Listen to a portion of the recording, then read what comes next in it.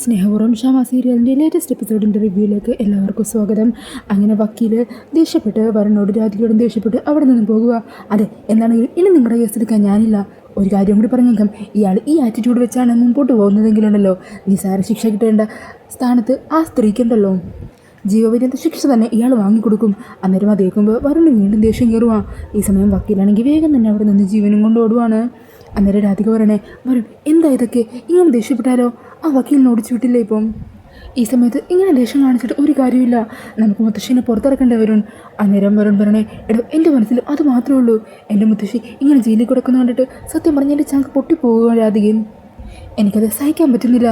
ഞാൻ മാക്സിമം താഴാവുന്നതിൻ്റെ അത്രയും താഴ്ന്നു. പക്ഷേ എന്നിട്ടും മുമ്പിലുള്ളവരൊക്കെ എന്നെ ചവിട്ട് താഴ്ത്താൻ ശ്രമിച്ചാൽ ഞാനിത് എങ്ങനെയാണ് സഹിച്ചു നിൽക്കുന്നത്?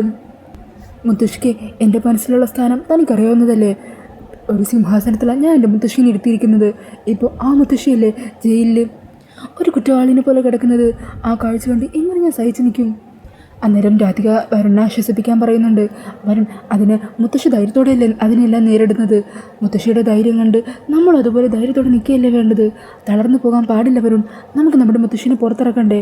ഒരു കാര്യം ചെയ്യാം, നമുക്ക് ആരതി ചേച്ചീനെ വിളിച്ചാലോ? ആ, അത് കൊള്ളാം. ആരതി ചേച്ചി ആകുമ്പോൾ നമ്മുടെ എല്ലാ കാര്യങ്ങളും അറിയാം. താൻ തന്നെ എത്രയും പെട്ടെന്ന് ചേച്ചീനെ ഒന്ന് വിളിക്ക്. അങ്ങനെ രാധിക ഫോൺ എടുത്ത് ആരതിയുടെ ഫോണിലേക്ക് വിളിക്കുവാണ് കേട്ടോ. എന്നാൽ ഫോൺ എടുക്കുന്നില്ല, സ്വിച്ച് ഓഫ് എന്നാണല്ലോ പറയുന്നത്. അന്നേരം രാധിക പറഞ്ഞേ, ചേച്ചിയുടെ ഫോൺ സ്വിച്ച് ഓഫ് ആണല്ലോ, ഇനിയിപ്പോൾ എന്ത് ചെയ്യും വരുൺ? അങ്ങനെ എന്ത് ചെയ്യണമെന്നറിയാതെ ഭ്രാന്ത് പിടിച്ച് നിൽക്കുവാണ് വരുൺ.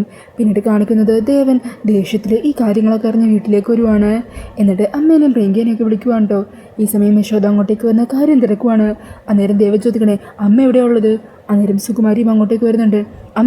അമ്മ കണിമംഗലത്ത് ജയഭാരതി അമ്മയുടെ പേരിൽ കേസ് കൊടുത്തായിരുന്നു. അമ്മേനെയും പ്രിയങ്കേനെയും അവർ ഉപദ്രവിക്കാൻ ശ്രമിച്ചു എന്ന് പറഞ്ഞ്. ആ, കൊടുത്തു. അതിനിപ്പോൾ എന്താ, ഉള്ള കാര്യമല്ലേ ഞങ്ങൾ പറഞ്ഞത്. അന്നേരം ദൈവം പറയണേ, അമ്മ എന്ത് പണിയാണ് കാണിച്ചത്? എടോ, ഇവർ കൊടുത്ത കേസിൻ്റെ പേരിൽ കണിമംഗലത്ത് നിന്ന് ജയഭാരതി അമ്മേനെ പോലീസുകാർ വിലങ്ങ് വെച്ച് ലോക്കപ്പിലേക്ക് കൊണ്ടുപോയി. അമ്മ എന്തൊരു ദ്രോഹം ചെയ്തത് എന്ന് പറഞ്ഞ് യശോദയും ദേഷ്യപ്പെടുവാണ്. ഈ സമയം ദൈവം പറയുന്നുണ്ട്, അമ്മ ഇപ്പം തന്നെ എൻ്റെ ഒപ്പം അങ്ങോട്ടേക്ക് വരണം, എന്നിട്ട് അവർക്കെതിരെ കൊടുത്ത പരാതി പിൻവലിപ്പിക്കണം. ഇല്ല, ഞാനത് ചെയ്യാൻ പോകുന്നില്ല, നീ നോക്കിയിരിക്കത്തേ ഉള്ളൂ. ശരി, അമ്മ ചെയ്യുന്നില്ലെങ്കിൽ ചെയ്യണ്ട. എവിടെ അവൾ? പ്രിയങ്ക, അവളെ കൊണ്ട് ഞാൻ ചെയ്യിച്ചോളാം. അങ്ങനെ പറഞ്ഞ് ദേവനും യശോദയും കൂടി വീട് മുഴുവൻ പ്രിയങ്കേനെ അന്വേഷിച്ച് നടക്കുവാണ് കേട്ടോ. എന്നാൽ വീടെല്ലായിടത്തും നോക്കിയിട്ടും അവർക്ക് പ്രിയങ്കേനെ കാണാൻ പറ്റുന്നില്ല. അന്നേരം ദേവൻ തിരിച്ചു വന്ന് അമ്മയോട് ചോദിക്കണേ, അമ്മേ പ്രിയങ്ക എവിടെ? ആ, എനിക്കെങ്ങനെ അറിയാം, ഇവിടെ എവിടെയെങ്കിലും ഉണ്ടാവും. ഓ, അത് ശരി, അപ്പോൾ കരുതി കുട്ടിക്കൊണ്ടാണല്ലേ.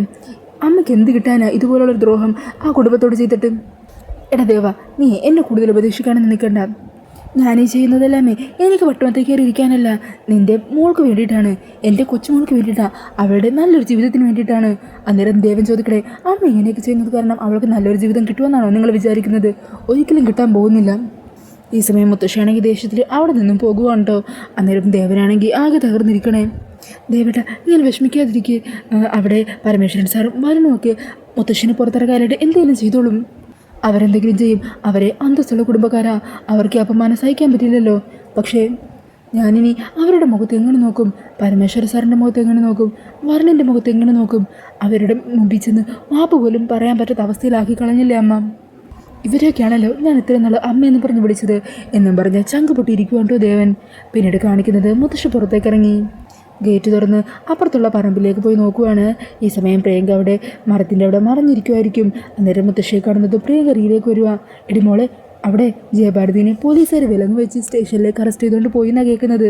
പരാതി പിൻവലിപ്പിക്കാനേ നിന്നെ ബലമായിട്ട് കൂട്ടിക്കൊണ്ടുപോകാനാണ് നിൻ്റെ അച്ഛനും അമ്മയും കൂടി അന്വേഷിച്ചു വന്നത്. അങ്ങനെ അവരെന്ത് തന്നെ പറഞ്ഞാലും ശരി, ഞാൻ പരാതി പിൻവലിച്ചിട്ട് വേണ്ടേ? നമ്മൾ ആ ഉദ്ദേശിച്ച പോലെ കാര്യങ്ങളൊക്കെ നടക്കണം. അല്ലെങ്കിലും ആ ജയഭാരതി കുറച്ച് നാൾ ആ ജയിലിൽ കിടക്കട്ടെ, കിടന്ന് നിറകിക്കട്ടെ.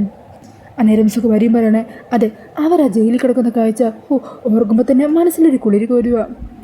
പിന്നീട് കാണിക്കുന്നത് ലോക്കപ്പിൻ്റെ ഉള്ളിൽ കിടക്കുന്നു ജയഭാരതി അമ്മേനെയാണ് കേട്ടോ. ഈ സമയം വരണാണെങ്കിൽ ലോക്കപ്പിൻ്റെ ഉള്ളിൽ കിടക്കുന്ന ജയഭാരതിനെ നോക്കിയിട്ട് ചങ്ക് പൊട്ടിക്കൊണ്ട് അവിടെ നിന്നും കണ്ണു തുടച്ചുകൊണ്ട് പോകുവാണ്ടോ. ഈ കാഴ്ച കാണുമ്പോൾ രാധികയ്ക്കും വല്ലാതെ സങ്കടമാകുവാണ്.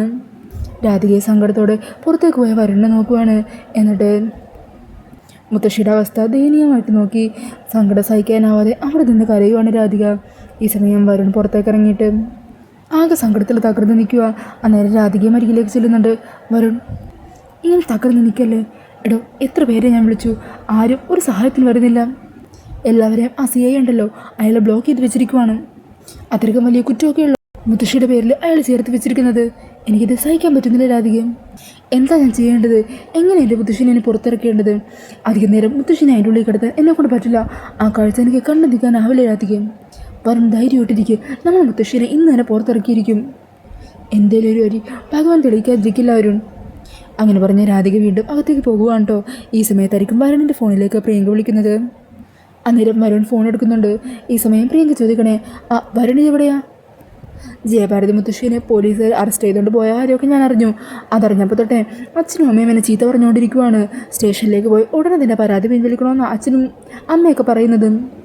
അപ്പോഴത്തെ ഒരു ദേഷ്യത്തിന് ഞാനും മുത്തശ്ശിയും കൂടി ചേർന്ന് പരാതി കൊടുത്തു. പക്ഷേ പിന്നീട് ആലോചിച്ചപ്പോൾ വരുണിന് മുത്തശ്ശി ജയിലിൽ കിടക്കുന്നത് കാഴ്ച സഹിക്കാൻ പറ്റില്ലല്ലോ. ഇപ്പോഴും വരുൺ സ്റ്റേഷൻ്റെ ഫ്രണ്ടിൽ തന്നെ ആയിരിക്കുമല്ലേ. മുത്തശ്ശിനെ എങ്ങനെയെങ്കിലും പുറത്തിറക്കാൻ ഓടി നടക്കുമായിരിക്കും വരുൺ.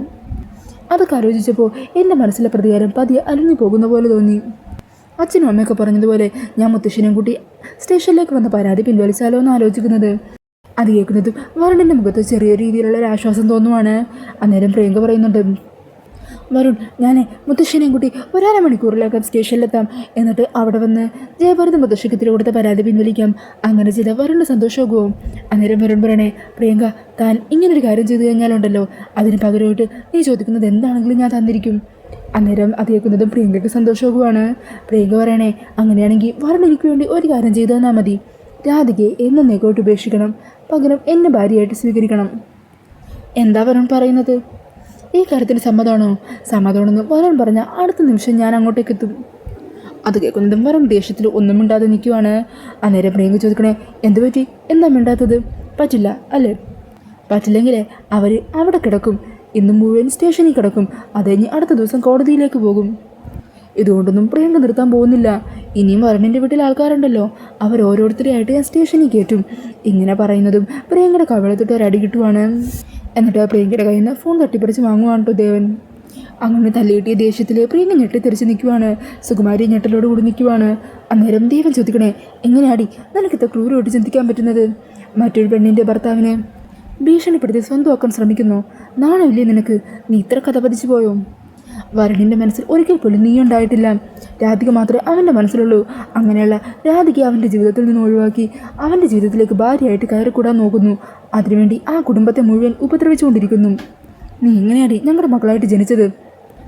നിങ്ങൾ ഒറ്റ ഒരാളാണ് എൻ്റെ മോളെ ഈ അവസ്ഥയിലാക്കിയത്. ഇവളെ ഉപദേശിച്ച് ഇതുപോലെ ഇത്രയും ദുഷ്ട മനസ്സിനുടമയാക്കിയത്. എടി, നീ ഒരു കാര്യം ഓർത്തോ, നീ ഇങ്ങനെയൊക്കെ ചിന്തിക്കുകയും പ്രവർത്തിക്കുകയൊക്കെ ചെയ്യുന്നുണ്ടല്ലോ, ഇതൊന്നും കൊണ്ട് നിനക്ക് ശാശ്വതമായിട്ടുള്ളൊരു സന്തോഷം ഒന്നും കിട്ടാൻ പോകുന്നില്ല. നരകിച്ച് നീ ഇതിനെ അനുഭവിക്കും. ചങ്ക് പൊട്ടിക്കൊണ്ട ഈ അച്ഛനീ പറയുന്നത്. എന്നിട്ട് അമ്മയെ നോക്കി പറയണേ, ഇത്ര നാൾ നിങ്ങളെ ഞാൻ അമ്മ എന്നാണല്ലോ വിളിച്ചത്. ഇത്രയും ക്രൂരമായ സ്ത്രീ ഞാൻ എൻ്റെ ജീവിതത്തിൽ പോലും കണ്ടിട്ടില്ല. വയസ്സാങ്കാലത്ത് രാമനാരായണൻ ജപിച്ച് ദൈവങ്ങളെക്കുറിച്ച് ഓർത്ത് പ്രാർത്ഥന മുഴുകി ജീവിക്കേണ്ട സമയത്ത് കുടുംബം തകർക്കാൻ വേണ്ടി കൊച്ചുമോളെ പറഞ്ഞു വിടുന്നു. ഇതിന് മരിച്ചു കഴിഞ്ഞാലും നിങ്ങൾക്കൊരു മോചനം ഉണ്ടാവില്ല. നരകത്തിൽ കിടന്ന് വെന്തുരുകി മരിക്കും നിങ്ങൾ. ഒരിക്കലും ഒരു മകനും പറയാത്ത കാര്യം ഞാനിപ്പോൾ പറയുന്നത്. അത്രയ്ക്ക് നെഞ്ച് പൊട്ടിക്കൊണ്ടാണ് ഞാൻ ഈ സംസാരിക്കുന്നതൊക്കെ. അങ്ങനെ പറഞ്ഞ് പ്രിയങ്കയുടെ ഫോൺ തിരികെ കൊടുത്തിട്ട് ദേവനും യശോദയും കൂടി അവിടെ നിന്ന് പോകുവാണ്. അങ്ങനെ അതെല്ലാം കേട്ട് കാലം കൊണ്ട് നിൽക്കുവാണ് കേട്ടോ പ്രിയങ്കയും. സുകുമാരി അമ്മയൊക്കെ പിന്നീട് കാണിക്കുന്നത് രാധിക നേരെ സിയയുടെ റൂമിലേക്ക് ചെല്ലുവാണ്. എന്നിട്ട് സിയയോട് പറയണേ, എനിക്ക് മുത്തശ്ശീനെ ഒന്ന് കാണണം. എന്തിനാ? അതെ, അവരിവിടെ നിന്ന് പുറത്തിറക്കണമെങ്കിൽ പ്രിയങ്ക ഒരു ഡിമാൻഡ് വെച്ചിട്ടുണ്ട്. നീ വരുണിൻ്റെ ജീവിതത്തിൽ നിന്ന് എന്നേക്കുമായിട്ട് പോകണം. അത് നീ അറിഞ്ഞാണല്ലോ. ഇപ്പം നിങ്ങളുടെ മുമ്പിൽ ആ ഒരു മാർഗം മാത്രമേ ഉള്ളൂ. അല്ലാതെ നിനക്ക് അവരെ ഇവിടെ നിന്ന് പുറത്തിറക്കാനൊന്നും പറ്റില്ല. 24 മണിക്കൂറിനുള്ളിൽ കസ്റ്റഡിയിലുള്ള പ്രതിനെ കോടതി കൊണ്ട് ഹാജരാക്കണം എന്നാണ് പറയുന്നത്. പക്ഷേ അത് വേണമെങ്കിൽ എനിക്ക് മാറ്റാൻ പറ്റും. അതിനുള്ള വകുപ്പുകളെല്ലാം എൻ്റെ കയ്യിലുണ്ട്. അങ്ങനെ ഈ ജയിലിലെ ലോക്കപ്പിൽ കിടന്നതിനെ നിൻ്റെ മുത്തശ്ശിക്ക് നരകിക്കേണ്ടി വരും.